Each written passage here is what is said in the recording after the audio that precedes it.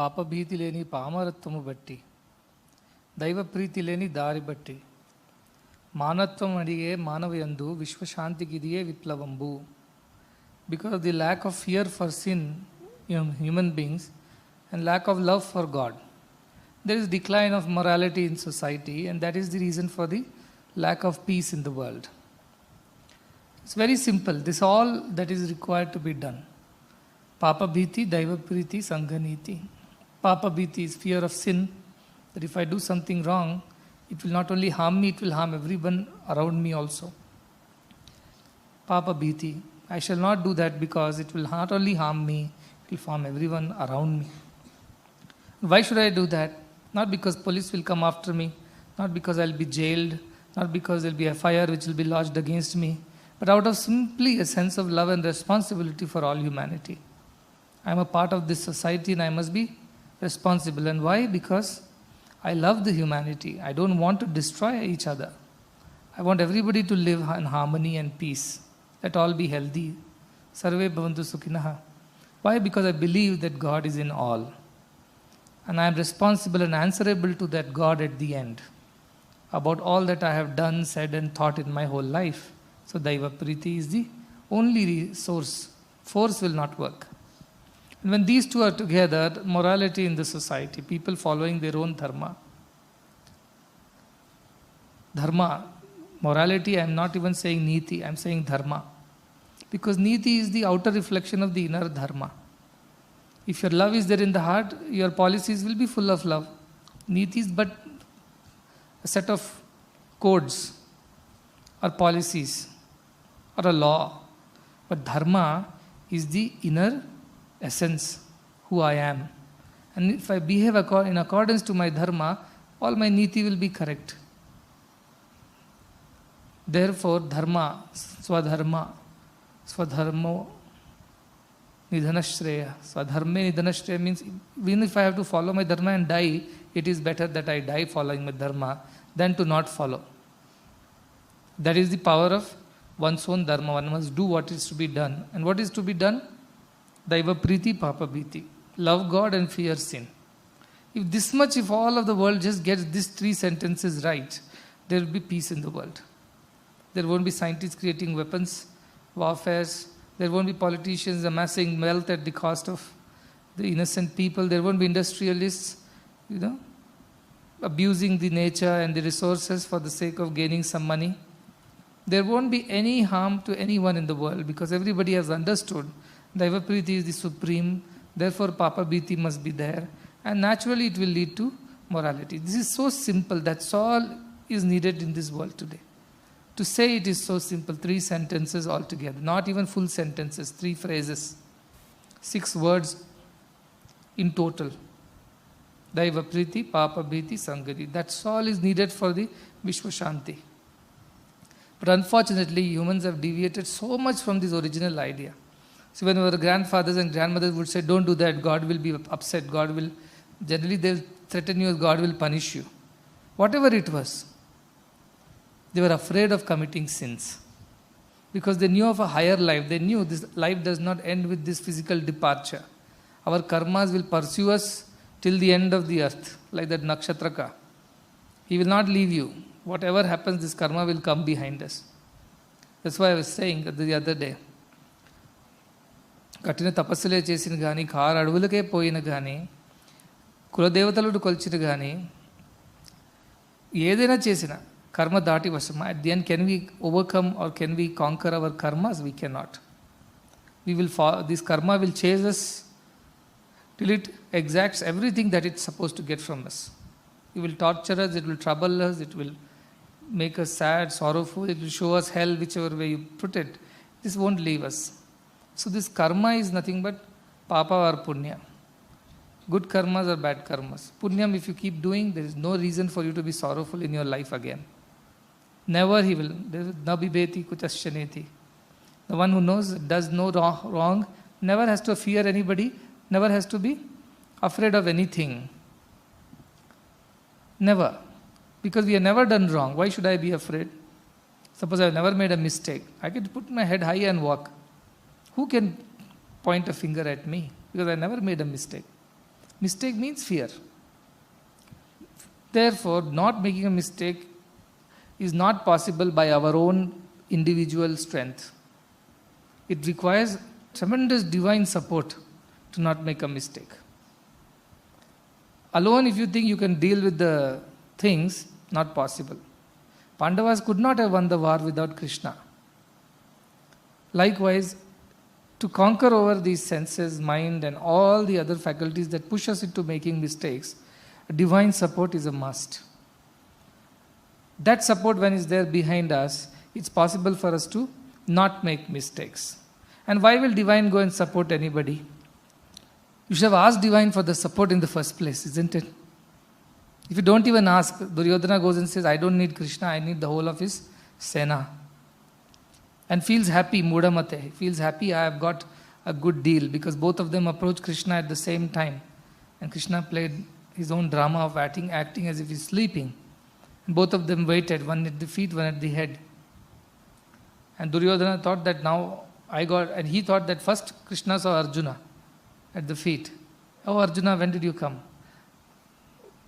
And Duryodhana was panicking. Because if Arjuna asks off for all the army and all the cavalry, then I'll be left with nothing. Look at the foolishness of Duryodhana.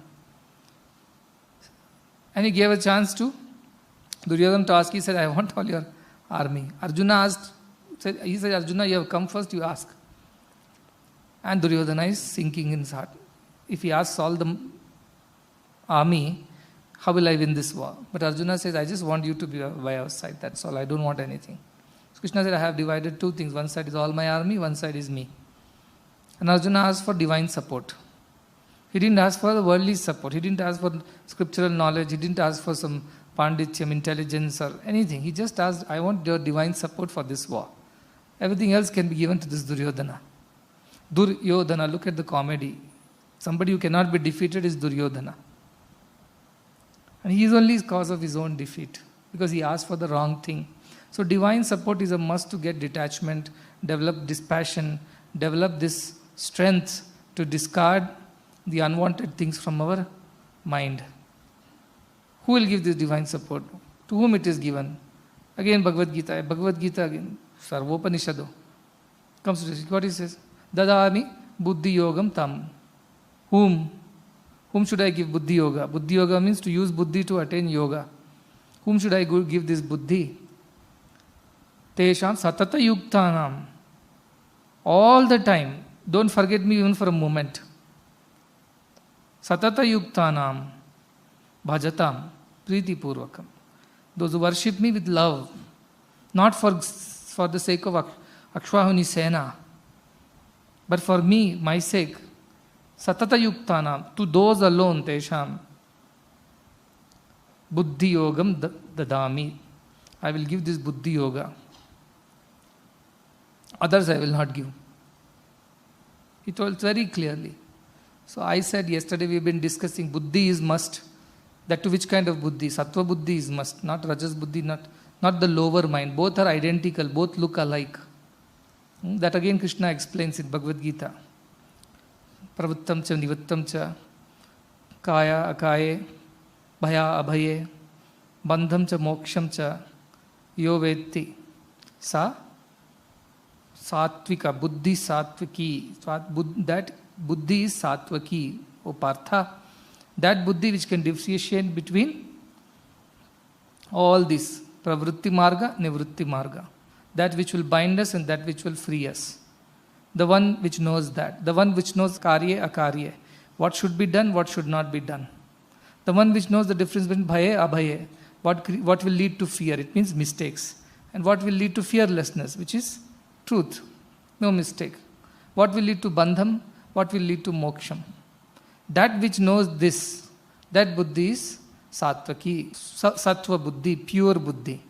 There are other buddhi also. Yeah, dharme, adharme, adharme, dharme.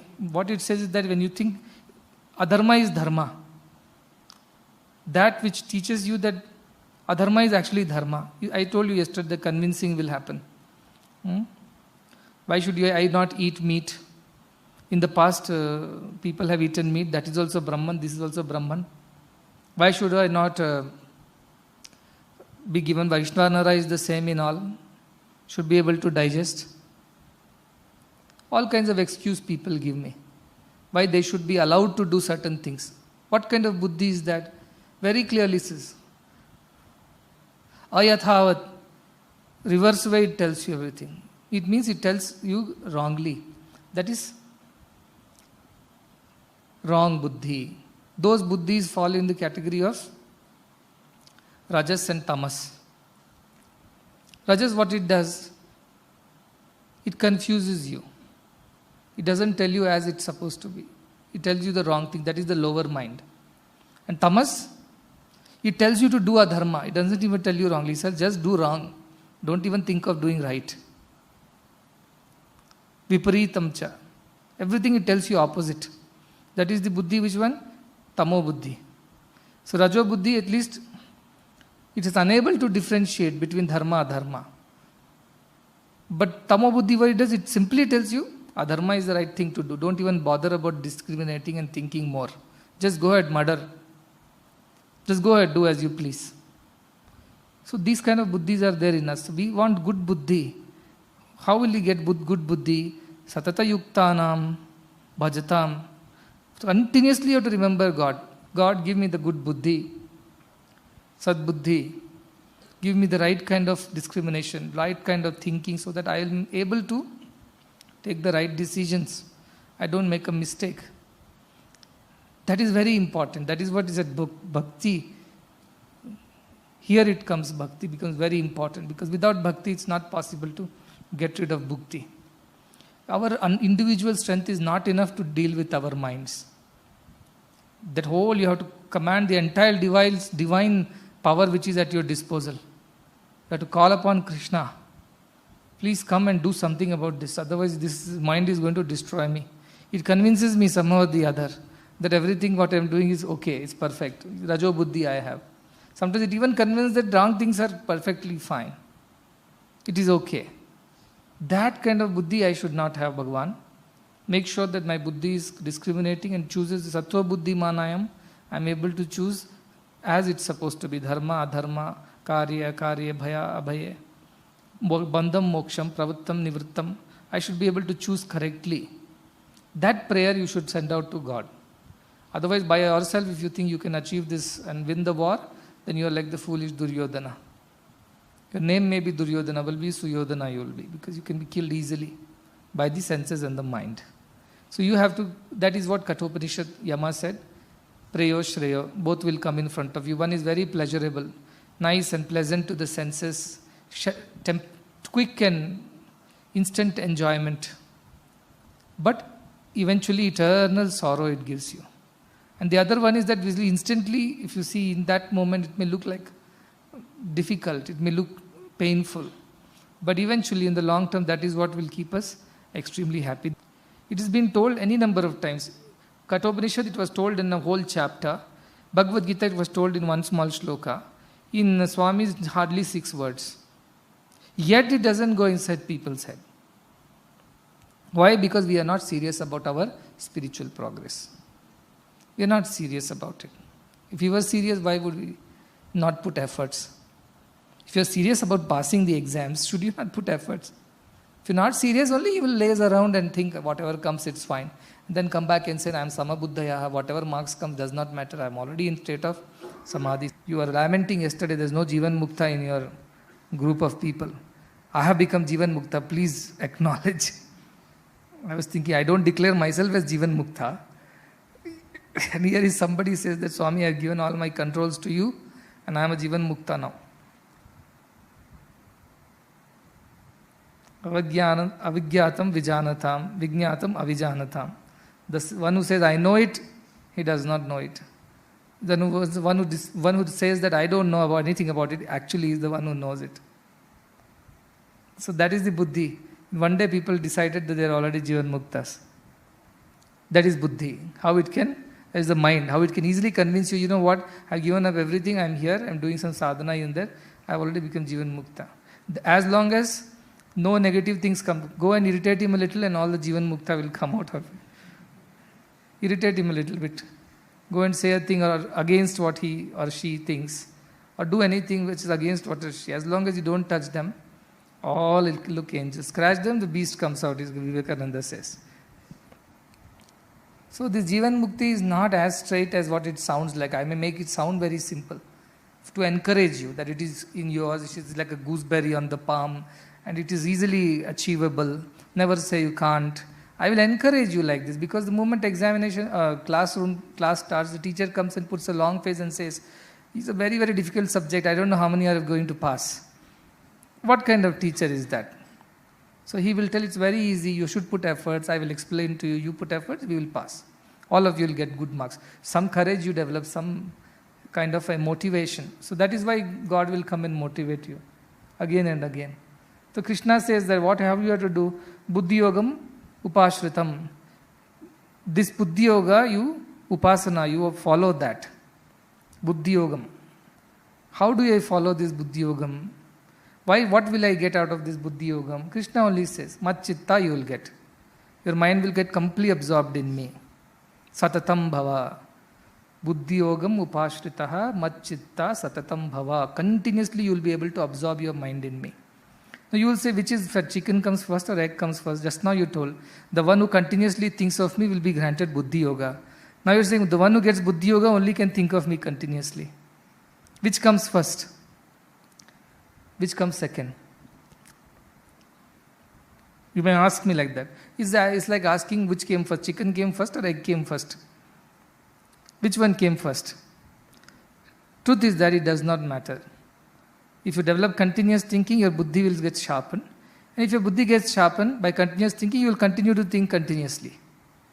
Both are self-fulfilling. Both help each other. But what you can do, one shloka comes before buddhi yogam. It says, you should be a good devotee. Mat chitta, madgata prana, bodhayanta parasparam. All the time talk about me. Let's not talk about unnecessary things. Bodhayanta, about God you talk, about good things you talk. Keep satsanga. Kathayantischa maam nityam tushyanti cha ramanti cha. Talk about me, think about me, discuss about me, so that your mind is at least forcibly put on me. On its own, it won't want to go. But because I came to satsang, what choice do you have other than think about God at this time? Because you came to the satsang.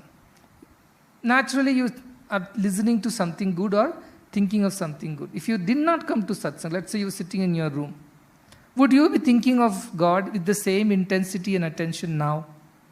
Maybe some of you would be lying down sleeping, some of you might be eating, somebody would have gone for a nice walk, somebody would have been just lazing around doing nothing, and somebody might be engaging in something wrong too.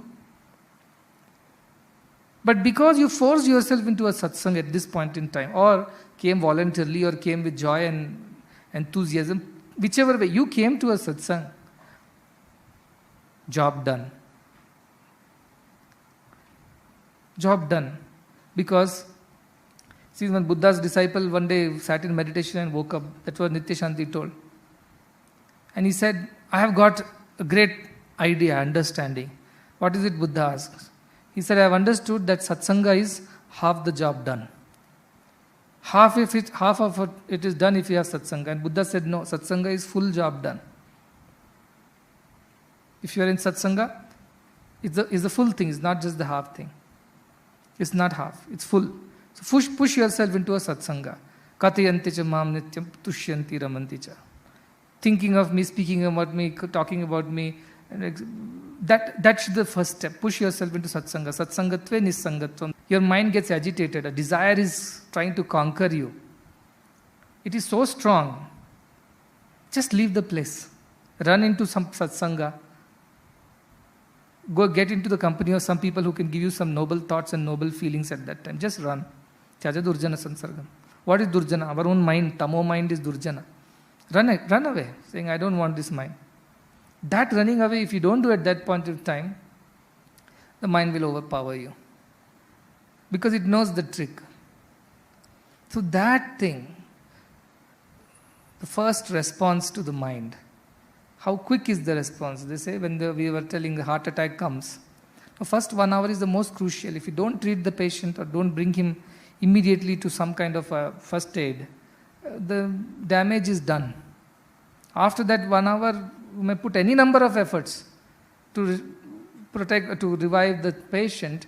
You have lost the battle almost. For massive heart attack, the first 1 hour is so crucial. Whatever we do for the first 1 hour, it takes care. Like a baby is born, first 1 year is the most crucial. If you don't take care of the baby for the first 1 year, it can develop a lot of diseases, malnutrition or underdevelopment, a lot of things can happen. So like that, the moment thought comes, the first response, that moment responding to it correctly using the sattva buddhi is very important. If you miss that response at that moment, damage is done. It's over. After that you cannot repair it. It's already done. So push yourself into satsanga. That way you will develop bhakti. You will think of God on a continuous basis. Nitya satata yuktam. You will think bhaja God. He will give you buddhi yoga. Buddhi yoga will give you a proper buddhi to discriminate and detach. And the strength that is required to come with it. You will be able to know which is the prayo marga, which is shreyo marga, and quickly take a decision. I will not go into the prayo marga, I will go to the shreyo marga. Pravritti, nivritti, immediately you will take a decision because you have God supporting you from behind, plus you have practiced it so many times. So in that way you will be able to conquer your mind and senses, and once the mind learns that it is incapable of fighting you, it will surrender. When will the enemy surrender? When you know that you are more powerful than the enemy. You have far bigger power at your disposal than the enemy has. So I have God with me, God's grace with me, God's support with me. That is the biggest power. How can a mind deal with it? It cannot. But to get God's grace to help you in that moment of crisis, you need to have bhakti and continuously think of God. And if you are unable to think of God all by yourself because your mind wanders, join satsanga. Find a way to be a part of satsanga. Wherever, however possible. If nothing else in your home, 4 people are there. So all of you sit down. Let each talk about something good. Before sleeping, after you wake up. All those crucial times when you think your mind can deviate, convert those into satsanga times.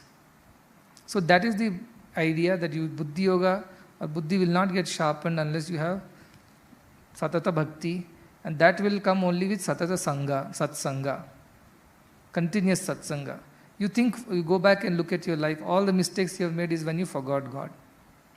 Either deliberately or otherwise. You forgot God, then mistakes have happened. You never forgot God, there is no way you can make a mistake. How can there be darkness and sunshine both together? It's not possible. Go back and trace the root of the problem. When Chanakya was walking in the street, he was pricked by a thorn from a thorny bush. So he got very irritated and he removed the thorn, of course, but then he went to the nearby shop, bought some sugar or jaggery, as the case must be, and then he mixed it in water and came and poured it on the thorny bush. So Chanakya, the small boy, Chandragupta, who was there with, he got surprised. Why this man is doing this kind of things? Because Chanakya is a niti, yukti. He said, see, if I just pluck this tree out, which I can do, it will grow back again. I'm sure somebody in the past must have done that. But the roots did not come out. Some bit of roots, vasanas were there. That's why it grew back again and is again thorn. I put sugar water, syrup in it. Now ants will come, they'll eat it up from the roots. They'll finish it. They won't even leave this much of, because everything has become sweet in the plant. They'll finish it from the roots. Once for all, you're done. So that kind of a buddhi. Not superficial, artificial on surface, but you should be going deep into the investigation where this thought is arising from me. Where did this thought come? I watched something like that. I read something like that. I met someone like that. Somebody spoke to me something like that. I heard that. Go back and keep digging the roots.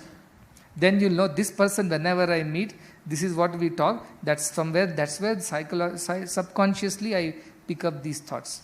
Whenever I go towards that side, I end up watching something, and that thing, even though at that moment I don't react to it, it gets into my subconscious and stays there. Another time it grows and troubles me. Like that, you investigate in your own premises, in your environment, what is that which drives you into that. And you will find it out very clearly, very, very, very clearly. Little investigation you will find out. So when you are removing your thoughts and throwing, don't do this artificial throwing is all I am saying. Superficial at the surface level. Try to go back into deeper and deeper analysis of if I have temper. Why this temper comes, in what situations it had come in the past. Most often when it comes. And when is that? Is there an incident where I have controlled my temper? What were those situations or circumstances in which I could control my temper? Though I am a man of temper. But what were those situations when I just lose my temper? My mother says something, I lose my temper. Why? Because she is after all my mother only. But if some teacher says something, I keep quiet. I don't go and react. Some differences, then you'll find out. So at home you are one and at outside you are one. Why? Because you have two different circumstances in which you behave differently. Now find out why you behave like this at home and why you behave like this outside. Because at home, you can be yourself. You can be the demon that you want to be. Outside, you can be the angel. People's perception. But it means what? If you were really an angel, how can you be a demon at home? It means you are not an angel. There is that problem. It may not surface in a certain circumstance and situation, but it is there as the seed, as the root is there, which comes out in the other circumstances. The one for whom it does not come out in any circumstances, he has become nirlipta. He has become vimukta. He has got rid of it from all points of view. For him, there is no more coming of it again. Because that has got burnt into this jnana, this investigation, vichara, has taken care that it has gone to the roots and uprooted it once for all. So you should go and dig. You should go and dig deep into investigation. Because it's not about today you may say, Swami, today I worked hard, I thought of all those 10, 20 things which are troubling me, and I have simply mentally made an effort that I am no more associated with, that is not me. Na me desha rago, na me lobha moho, mado naiva cha matsarya bhava. I have done exercise today, Swami, I have thought of all those things and I have discarded them. But has it really gone away from the roots is the question. Dvesha. When does this dvesha come to me? Under what situation? In whose presence? Then dig that and identify that root. Now I understand. My dvesha comes when I meet this person or I am in this situation. Otherwise I am generally not having dvesha. My raga comes only under these particular circumstances. Otherwise raga is not coming. Moha comes for these things and these people because of a reason that I saw this object with somebody else and I also developed an attachment towards it. I also wanted it. So go back and start analyzing where at least in your present memory, where the roots are. Where it has begun. Everything finally will go to ego only, that is given. Ahankara is the ultimate root for everything else. It is rather you call it is the soil on which everything grows. All the negativity grows. So ahankara, you get rid of it, that will go one by one. But that is, ahankara can be lost only in sakshatkara. Brahma with Brahma Yoga. There is no other way of losing ahankara. Deha bhavam to daiva bhavam. But why I am taking you step by step. This vichara you must do. Where is the origination of this thought? Was I born with these thoughts? Did I develop it at some point in time? Under what situation? Simple example I'll give. Some kind of a raga comes to you. When does it come? You are sitting here. Who is getting a raga right now? Tell me. Who is getting dvesha or krodha? Everybody is at peace. They are all thinking and evaluating themselves and analyzing, listening. All your mind and senses are busy right now. Your horses and the reins are in good control. When does this go wrong? You think for yourself. When you forget God and remember something else.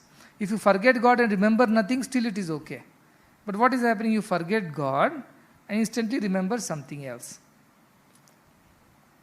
That's when the trouble begins. Now go back and trace your own originations of where it has come from. Last month my friend got married. I am still a bachelor. You live in Bangalore, you will know all these pressures. So where the thought came? It came because you compared yourself with somebody who last time he got a new car and I have no idea. I have nothing right now. Or he got this or he got that. That somewhere the origination has come from there. Somebody has fueled that thought in your head. So who watered it? Avoid such a person, avoid such a company. Reading also you should be careful. Because you are eating not only through your mouth, eating through your ears, eyes, nose, skin, all through all in graha. You are accepting it, accepting the thoughts from outside. So that's why indriya nigraha, to control them. Graha is called. Why? Because you accept. Nigraha means not accept. How to do that? Satsanga, as I said, the best is satsanga. Even at your home, even anywhere. As you're walking, do some namasmana, do something. More troubles won't come. And whatever already is there, go to the root cause of it. Don't just superficially cut and throw it. After 1 week, it will come back again. That is why when somebody asks Ramana, is this bhakti and all this will help us to control the mind? He said, yes, it will help you to control the mind, but it will not help you to annihilate it. It will come back again. Annihilation of it requires vichara. First vichara is where is all coming from. And I want you to ultimately give, it's a foregone conclusion that ultimately it comes from your ego. Ego cannot be dissolved unless you realize divinity. This ego will always trouble you. That is the end result. Theorem is written. Ultimate peace of mind is the ego dissolves into divinity. Now you are only going through the steps to understand that, yes, it is true. Yes, it is true. That's all we are doing. How do we know mind troubles us? What is mind? It's a set of thoughts. What are these thoughts? Some of them are desires, some of them are impulses, some of them are instincts, some of them are intuitions, some of them are good, bad, ugly. Now I think, how do I control this? How do I get rid of this mind? How do I purify this mind? Continuously I am doing satsanga and also we're doing vichara, viveka to remove all this. And now I'm using vairagya to get rid of it. No, this is not me. How do you get rid of it? It is not me. Suppose somebody else's clothes are lying in your cupboard, what will you do? What will you do? Why will you keep it in your cupboard? My question is that. You give to Dhobi all your clothes. He always brings somebody's clothes back to you. What do? Doesn't matter, wear it. But it should fit you. It should fit you. Ladies, I'm not saying saris fit everybody, but boys, it's not same size, length, breadth. So what will you do? No, give back my clothes. This is somebody else's clothes. It doesn't fit me. It is not mine. Will you not return it immediately? Like that, return these thoughts immediately. The moment they enter, these are not my divine thoughts. These are not to be mine. I am not associated with this. These don't belong to me. So what if they got in and they've been staying for so long? Let me discard them because these are not in accordance with my divine nature. Keep reminding yourself, you are divine, you are divine, you are divine. This is not in accordance with my divine nature. Therefore, I must discard these thoughts. Those who are practicing will obviously face trouble. I am happy that you face trouble because that is how it will be. I am happy that you didn't come and say, Swami, don't worry, I have become a Jivan Mukta, I face no trouble at all. I have faced trouble. Some trouble I have faced. Good. You're supposed to face trouble. That's why I told you. If you don't face any trouble, it means the mind has again tricked you. Or you have become Jivan Mukta. One of the two. But I don't believe the second part so strongly right now. I will believe it after some time. But other part is because you have tried something and mind has tricked you. Therefore, you think you're not, like children, silent. The teacher turns that side, noise. Turn this side, silence. Have you seen that in classes? His head turns this side, absolute pin drop silence. Turn that side, full noise. Turn again, silence. Mind has tricked you that you are your illusion that it is all noisy, it was actually silent. That's how mind is, very, very clever. It's been created that way. The beauty of the mind is that that obstacle also has been created by Divine Himself, God Himself. And He told you, I'll give you a big bull. You tame it and you can do agriculture, you can do farming. It's very strong. You can't tame it, it will come and kill you. That's how God has given you this mind. You tame it, you train it, it becomes your good servant, you can do so much with it. You don't tame it, you don't train it, it will ruin you. It can be of great use to the person. He can plow the field, he can help harvesting, he can help in transporting, anything. But if the bull is not tamed, it is terrible. It will trouble you. Like I said, and senses are horses. If they're trained, you can do show jumping, you can travel long distance, it can carry your load. But the moment they are not trained, all these horses are going to be troublemakers. Everything. So these mind has to be tamed. Taming and training is the process going on. We found out what all things this mind gets agitated, restless with. Now we are taming, saying that no, don't go that side. Isn't it? So I was talking to Jairam, he said, you are a horse coach. Not a coach, but he is coordinator for the horse show jumping. And we put 2 blinds to the horse. Do we put? Why? Because horse's eyes are on the side, not like us in the front. It can see on the sides. So it sees almost 300 degrees. Except back of his head, it sees everything. Now what happens when the horse is going on the road? It sees things on right, things on left, things ahead. It gets tensed. Like you are driving, if you're seeing ahead, it's fine. Suddenly you start seeing on the side and this side, you get tense, you get confused. So this horse gets confused and gets wild. So they put the blinds for the horse, and that's how it can focus on the show jumping, whatever the obstacles, and it can jump accordingly and go. Suppose we had opened, you would have seen 6th class CBSE, 7th class CBSE, 9th class, everybody around, it will get scared. There are too many people over here. You'll get confused, you'll get distracted. So you kept the blinds. So Viveka and Vairagya are the blinds. It will help you not to get distracted and focus on your goal and jump over. But this is possible only in satsanga. So keeping good company, keeping good thoughts, good books around you. By your bedside, keep 2 good books. For some reason in the night you get up and some thought is troubling you. Anything, kama, krodha, lobha, loga, whatever, dvesha, mada. Pick up that book, open 2 pages and read 2 pages till your mind settles down. Close the book and keep it down and go to sleep. Can be done, isn't it? I'm not saying if you can do namasmarana, very good. Or meditate yourself to sleep again. Meditate yourself to sleep. Or do some namasmarana if possible. Or just get up from your place, walk around a bit and come back when your mind is more settled. Or keep a book or something next to you that you pick it up, read a few pages, distract the mind like a child has to be distracted when it is demanding things from the parents. That's how parents distract the child. I want ice cream now only. No, we'll get you next week we'll get you. No, I want now only. And starts crying and throwing tantrums, rolling on the floor. What does the mother do? Now where do you get ice cream in the middle of the night? Even if it's there, it should not be given, he'll fall sick. So what will the mother do? He'll distract it with some toy or some story. Okay, you listen to a story of a prince and of Treta Yuga. His name was Rama. This happened, that happened. Oh, I know this story. I don't want to listen. Give me ice cream. Okay, did you hear the story of Krishna? I heard that story also. Last time I asked ice cream, you told me the same story. Okay, next time I will tell you the story of a Shirdi Baba. Oh, who is Shirdi Baba? No, he's a saint of Maharashtra. He came like that. Then new story, the child gets attentive. Isn't it? That's how you have to dissuade your mind. When the instincts are so strong, they don't want to leave you from their clutches.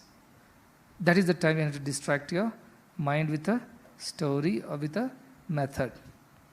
And you keep practicing. I'm not saying you'll gain your expertise in the very first day. That is in accordance to your Shraddha, you will gain. You may not be able to gain also. You may put all your efforts sincerely, still you give in to your temptations. That also is okay as long as you are aware that you are giving into temptation. Unaware, you should not give into it. You are aware. Yes, my mind is asking, my buddhi is telling no, my mind is telling yes. I am listening to my mind more than buddhi. At least that awareness should be there at that moment. That's all I am saying. That one step you have reached. You may still give in to the mind at that moment. All right, you have given it, what can you do? But next time when it is coming, your conviction should be stronger. Last time I gave in to this mind, this time it is the turn of buddhi. Buddhi should dominate this time, not the mind. Like that you keep turning and turning and turning. Someday the buddhi will always dominate, mind will always be subordinated to buddhi. This is buddhi yoga. First day you cannot achieve buddhi yoga. But over a period of time, by using the right aids to help you, book, music, walking, or just staring at Swami's photo, anything that can help you distract the mind like you distract the child who is demanding ice cream at that moment. Use any of the tricks so that no more accumulation of that happens. Already those instincts are there, difficult to get rid of. Every time you give into the base of the mind, it's like you're hammering the nail deeper into the wall. That's what is happening. Pouring more water into the thorny bush. That's what is happening. You're only encouraging it. Some philosophers are there. No, if your mind demands something, give it to it. One day it will get fed up. Diminishing marginal utility, they say in economics. You eat too many sweets, you will not like eating anymore. You will get fed up. After you have got diabetes, of course. So they say, doesn't matter. You enjoy your senses because that is how you can finally overcome them. You put wood to the fire. You think fire, you'll overcome fire? Fire demands wood. The more wood you add, the more it will burn. How can it? Only water will stop the fire, isn't it? How can wood stop the fire? So if your senses are wanting fulfillment, how can you fulfill the senses and control the senses? It doesn't make any sense to me in the logic. But we don't want our ashram like that. This is not the idea of spirituality. This is not a hippie culture. So this is where you have to do Indriya Nigraha. You have to control the mind. And right now as you are doing these things, every time your mind comes and tricks you, saying that it's perfectly alright, this thing you leave it, don't throw it out. You tell, every time I have followed this, I have only got into trouble. I have only experienced sorrow. After the temporary joy, I have only experienced sorrow. Even though I shouted at that person and I got very satisfied, that well deserved, that person deserved this, long due, well done.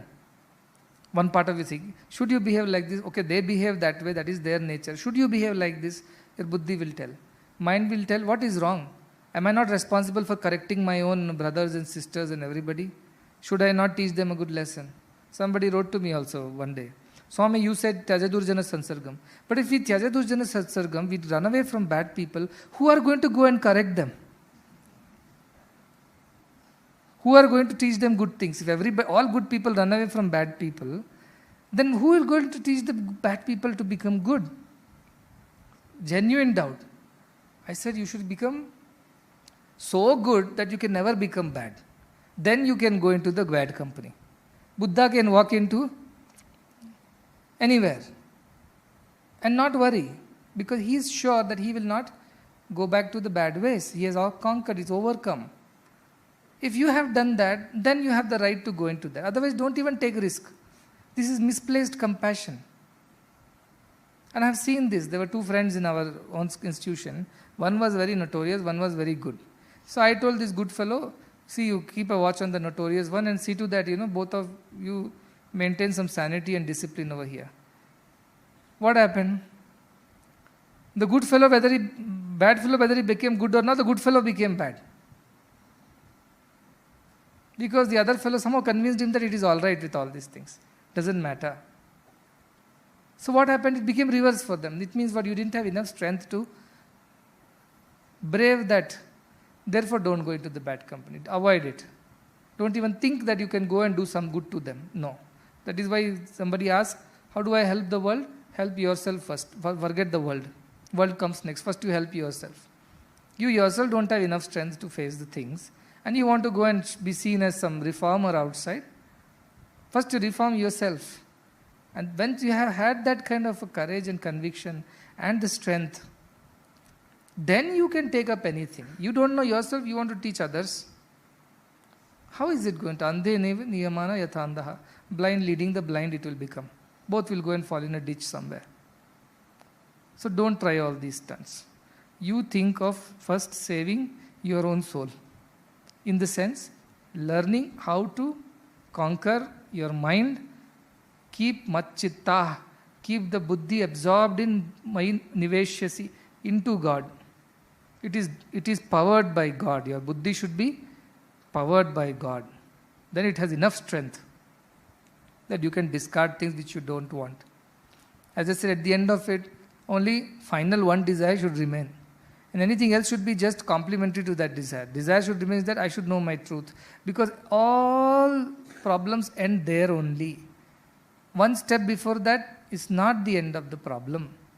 All problems end there only. When you know your divine self, vidyate hridaya granthi. All your doubts, all your hridaya granthi means the knots in the heart. It's a symbolism. Those painful, terrible habits that obstruct the free flow of your divinity. Those are the knots. A pipe gets knotted. Flow of water stops. Those knots are destroyed. Your heart, it flows again with divine feelings. Chidyante sarva samshaya. All kinds of doubts that you ever get will be destroyed in that Kshiyante chasya karmani, your activity in the sense I am the doer. Not that activity stops means not that you will become a recluse. You may still do your activity, but why his karmas become less? Kshiyante means decline or get destroyed. Karmani, how can it happen? Because you are not the doer anymore. It's happening, but you are not doing. You know it very well. Tasmin drishte. The one who has seen that paravare, the one who has seen that beyond, alone can get rid of everything. For others, there is no way. You can, as I said, you can remove it as much as possible, but some root, some piece of it will be still there. The final redemption is only when you have become one with God. Nevertheless, at least these processes will help you to go towards becoming one with God. These are not these bushes on the way, thorny bushes. You cannot walk on this path. At least keep pulling out as and when so that your road gets cleared and you can walk to God. That effort has to be put. That is what I am saying. You have to go towards God. Your road is full of thorny bushes, obstacles. These are all those ideas that you have put in your head for a long time. Now you are removing them from the way. Because this is obstructing you from reaching God. These are all Hridaya Granthis. These are all you are removing because you want to reach God. So that is exactly the process right now going on. At the end of it, Admritattva Michan, I only want to know immortality. I don't want anything else. Nachiketa said, I don't want anything else. Keep your attractions to yourself. Tavaiva vaha tava nritya gite. Keep your dance and music to yourself. Don't entertain me with all that. Tell me what I need to know. And I will not settle for anything less. I will not settle for anything less. I want that or nothing else. Then Yama is so happy. I'm fortunate. Ascharyo Vakta. The one who is speaking this truth like me is wonderful, is a great being. And who are you? Kushalan, I am Labdha. The one who is receiving this knowledge also is wonderful like you. Ascharyo Gyata, the one who gets this knowledge like you is wonderful. Kushalan Anushishtaha, the one who teaches this knowledge also is wonderful. Because only such a person who knows this knowledge can teach this knowledge. Otherwise you cannot learn from anyone. Very difficult. Shrutvayamapi Bahubhi. A neat number of times to listen to it. You cannot get it. Any number of times. When it is taught by the Ascharyo Vakta, the wonderful speaker, the wonderful teacher. But you are also a wonderful Ascharyo Jnata. Ascharyo, you are also great. I am also great. Both are equally great. Greatness in the sense equally earnest, equally keen. To teach and to learn, it's a wonderful incident that has happened. This is what Yama says. A wonderful an opportunity has come our way. There is an Ascharyo Vakta, Ascharyo and Kushala Labdha. There is Ascharyo Gyata, Kushala Anushishta. Both sides there is equal eagerness to teach and learn. What a wonderful opportunity is this. What a wonderful arrangement of circumstances is this. That is how Yama feels so happy having met Nachiketa, one deserving fellow who is not afraid of me, who is not tempted by my ideas, who is keen. I get this or I don't want anything else from you. I want that buddhi like Nachiketa. I don't want anybody else. If you are anybody else, I don't want you. You have to be Nachiketa or Nachiketi, whichever you call it. That clarity is what I require. Otherwise, Ascharyo Vakta, Akushala Labdha it will become. One-way traffic, it won't reach. Both are required. It will be a wastage of my speech. So please put that very, very sharp, clear focus. Thousands and thousands of times I have missed this. This time I am not going to miss it. This time I want to get it right. Because Ascharyo Vakta, the one who is speaking is a great personality. I must also become great. Ascharyo Gyata. I should also learn and become great. That kind of keen passion should be there. You may think, will the life become very boring after all of this exercise? I won't enjoy the food, I won't enjoy all this Nritya Gite. What will happen to me? Will it become one sad, long-faced, droopy-looking sannyasi? Will that is what is my fate at the end of this exercise? No. You'll be full of ananda. You'll be ever joyful. Even if your food is good, you're joyful. Food is not good, joyful. Things go your way, you're joyful. Things don't go your way, you are joyful. In every situation, you are joyful. That is what will happen to you. That is such an amazing gift of this effort. Lifelong of joy. Permanent joy. Ever increasing joy. Not the one which comes and goes, but comes and grows. That joy is yours.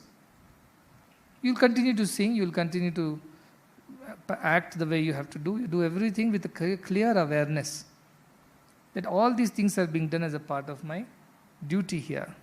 But I remain unaffected. That all is not me. I am the one who is watching all these being done. Drishya, Viveka. I watch myself sing. I watch myself eat. I watch myself sleep. I watch myself read. Like I watch this pillar or this pillow. That kind of discrimination will come. Yatra yatra mano yati tatra tatra samadhayaha.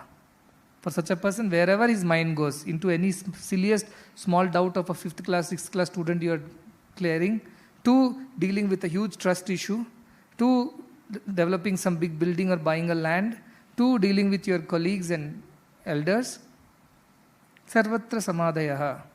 You'll always be in the state of samadhi, samabuddhi. So the end of buddhi yoga, the gift of buddhi yoga is samadhi. Equal-mindedness. That is the gift of buddhi yoga, when you use the buddhi to attain this. And if you don't have any interest in this, nobody can help you.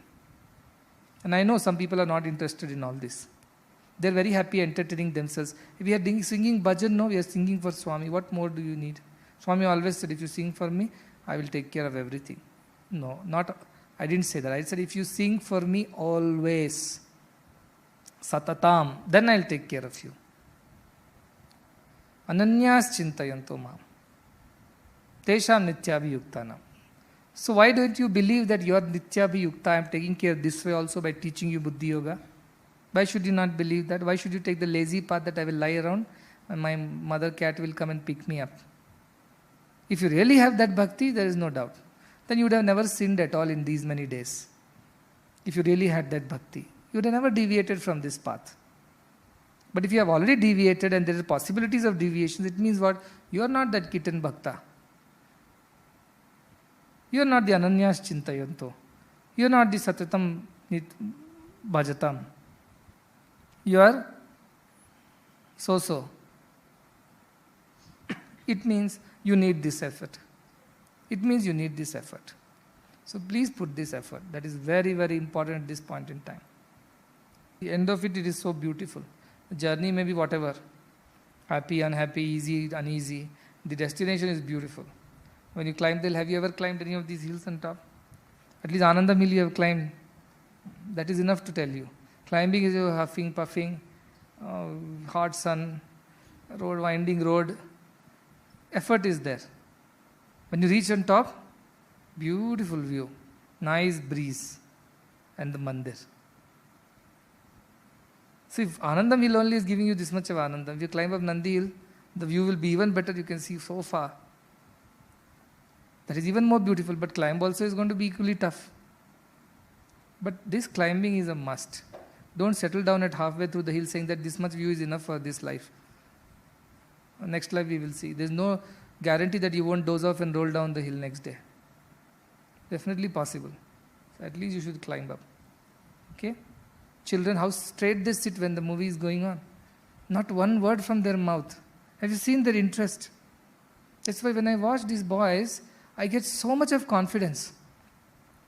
Humpy boys, when I watch them, Koppalampi, this unicycle they were. I cannot balance myself on unicycle. Can you? These boys, what focus, what concentration. He's only focusing on the unicycle. He's fallen, picks it up again, climbs it, and starts. And that too in an obstacle path, not even plain road. And not bothered, there are thousands of eyes watching. He's undisturbed, perturbed by anybody watching. His focus is, I must finish this course somehow. I fell off, I must pick it up and I must finish this. Only when he got down from the other side was he satisfied. That is the focus. So I get a lot of confidence. If these children can be trained early into this path, imagine what they will be, because their mind and their focus is so much. You can balance a unicycle, fall in front of thousands of people and not feel ashamed or afraid, as if obsessed by that idea to conquer the obstacle. He got up again and started again on that. It gave me so much of joy. I felt there is a Nachiketa over there. If only this sharpness of the mind is turned towards God, he can attain God. And he will not give up on the way. And before all the Kama, Krodha, Loha, Moha enter that boy's mind, which is, he is just 10 years, 12 years or whatever. Another 4 years, obstacles will be more. But at this point, if you can teach, that is why we should teach children early, young, so that they can understand. They know the theory very clearly, and practically also they know how to differentiate between wrong and right, and practice it also. It goes too old, then it becomes very difficult to learn. So that anyway, yours are still a good age, You can still learn at this age. If you go even further, it will become even more complicated, become more difficult. So any age is good age, any time is good time, any place is a good place to walk on the path of spirituality. Everything else can be taken time and done. This is one thing that you should not take time. You should do it immediately, then and there. This is one thing that you should not have patience for. Everything else you show patience. This one you should do then and there. A good thought comes, execute then and there. A bad thought comes, postpone till it's forgotten. And it dies a natural death. Good thought comes, then and there you should jump in. So if you wake up at 2 o'clock suddenly and then you don't know what to do with yourself, naturally it's a tamas time and mind will only go into the wrong side. Pick up a book. If you're not getting sleep. Mostly you'll get sleep because you work hard. But any time of the day, anywhere, keep something with you as a physical, not a talisman, but a cue for you to go back to that. A small pocket book of Bhagavad Gita, or a small pocket calendar of Swami, anything, a packet of Vibhuti, take it and put it in your tongue. Immediately it will pacify your mind. Anything, some cue to help you keep walking on this path. Some people carry this Nama Smarana, Nama Japa, just to ensure that they don't miss anything that helps you immediately. Keep practicing. After some, may not be in this week itself, will become perfect, but you would have now known the trick, that this is the trick to deal with the mind. So far what you have done pranayama, pratyahara. Next is dharana, to hold one thought. How do I realize my true self? What are the things that are required for that? What are the efforts that I need to put from here onwards? That kind of thinking is dharana. That let us hold for 1 week. Only one thought should occupy our head. And next 1 week time, no phones, no social media, no laptops, unless you have work. Keep the time also limited, 1 hour. Because if the phone is simply lying by your side, naturally you will go and unnecessarily look into it. It won't be necessary, but you will simply look into it. So do one thing, fix your phone time. Okay, 9 o'clock in the morning to 10, that is a Rajasic time. Good time to finish all my office duties or whatever, main important thing. Similarly, evening you keep a time. This is between this time to this time I will use the phone. Rest of the time put the phone down. And anybody who tells, tell them I will be available only between this time to this time. Practice it as a thing. For 1 week you practice. You see how your mind can hold one thought. How capable your mind is. You will be surprised when you discover that all this was possible for me, I didn't even know. So like that you cut down. Mainly for elders I am saying, who have phones, and also youngsters who have phones. And any other distractions they have. Any other books you have in your cupboard, magazines, if necessary, just throw it out. Keep everything empty. If any time you get any, just go back. take a Japmala, pick up the Sadhvaya book, just spend time on that. Simply go for a walk, sit down in the nature, do some seva, anything positive, but not the negative side of things, where mind can be drawn into the world and its worldly ways. Avoid everything.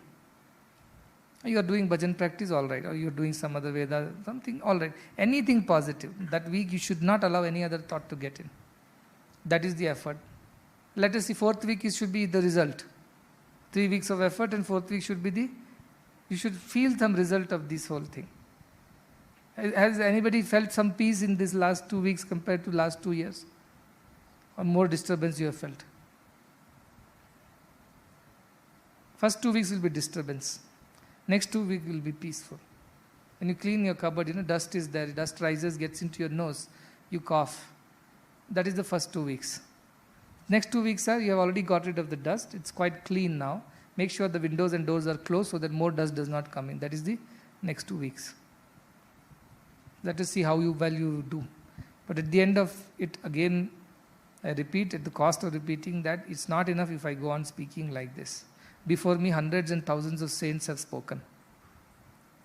But not everybody has become jnani. Why? Because the people who listened did not follow. Speakers did what they were needed to do. The listeners did not do. So because of that, they lagged. Because of that, they could not achieve. So this time, it should not happen that way.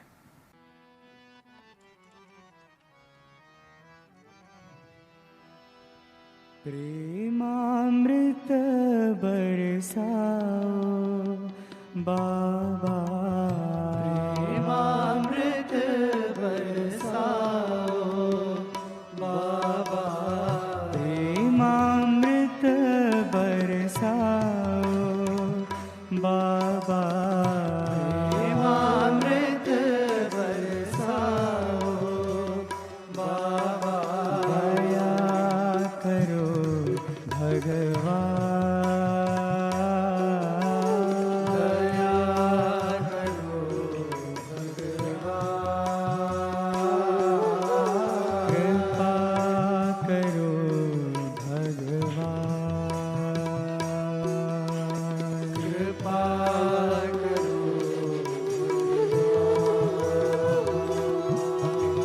दया करो भगवान, दया करो भगवान, कृपा करो भगवान, कृपा करो भगवान। तुम्हारी दया बिन कैसा जीवन, तुम्हारी दया बिन कैसा जीवन, तुम्हारी दया बिन कैसा जीवन, तुम्हारी दया बिन कैसा जीवन, रोम रोम में बसने वाले राम, रोम में बसने वाले राम, रोम रोम में बसने वाले राम, रोम रोम में बसने वाले राम, जनन मरण से पार उतारो, जनन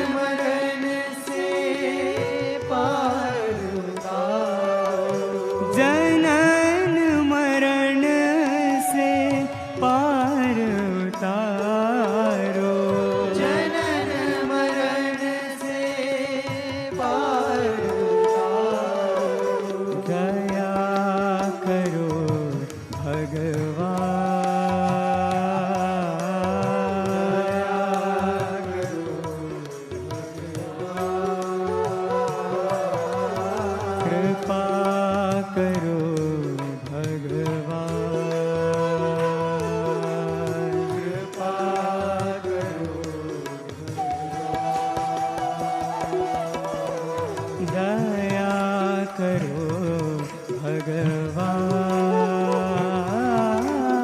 दया करो भगवान, कृपा करो भगवान, कृपा करो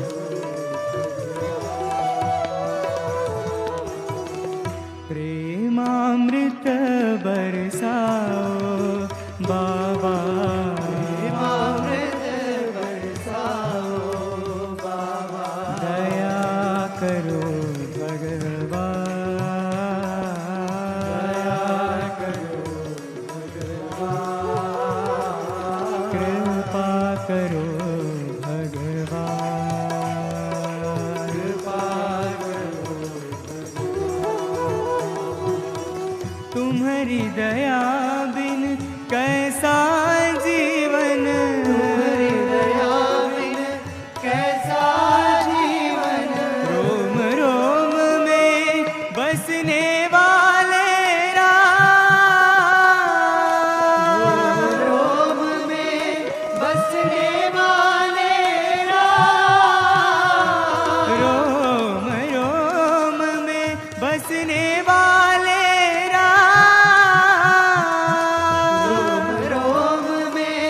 बसने वाले राम, जनन मरण से पार उतारो, जनन मरण से पार उतारो, दया करो भगवान, दया करो भगवान, कृपा करो भगवान, कृपा दया करो भगवान।